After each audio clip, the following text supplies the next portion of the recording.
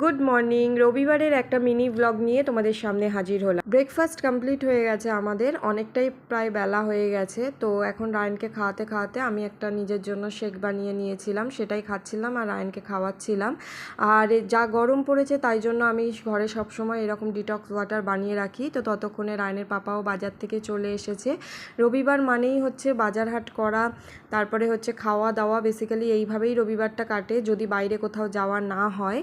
তো এদিকে আজকে আমরা ফার্স্ট টাইম কাঁকড়া ট্রাই করব। রায়ান তো ভীষণ খুশি, ও অনেক দিন ধরেই বলছিল, তো ওর কথা রাখতেই আর কি আজকে নিয়ে খেতে। তো খুব টেস্টি হয়েছিল, যেহেতু আমি ভয়েসটা পরে দিচ্ছি সেই জন্যই বলতে পারছি আর কি। তো বাকি যে মাছগুলো নিয়ে এসেছিলো, পুরো সপ্তাহের যে আর কি মাছ কিনে নিয়েছিল, সেগুলো আমি পরিষ্কার করে ফ্রিজে ঢুকিয়ে দিয়েছি। তো আজকে রান্নাটা হাজব্যান্ডই করেছে। খাওয়া দাওয়া করে একটু রেস্ট নিয়ে আজকে আবারও আমরা সন্ধেবেলায় চলে গিয়েছিলাম মেলাতে, আগের দিন যেখানে গিয়েছিলাম মানে আমাদের এখানে যে মেলাটা হচ্ছিল সেখানে। তো বেসিক্যালি আজকে রায়ানের এইসব রাইডের জন্যই আসা হয়েছে। আগের দিন তো কেনাকাটা করতে গিয়ে ও তো মানে কোনো রাইডই নেওয়া হয়নি, তো আজকে ওই জন্যই আসা হয়েছে। মায়েরা এসেছিলো সেই জন্য ভাবলাম যে ওকে নিয়ে যাই, ওর তাহলে রাইডটা নেওয়া হয়ে যাবে।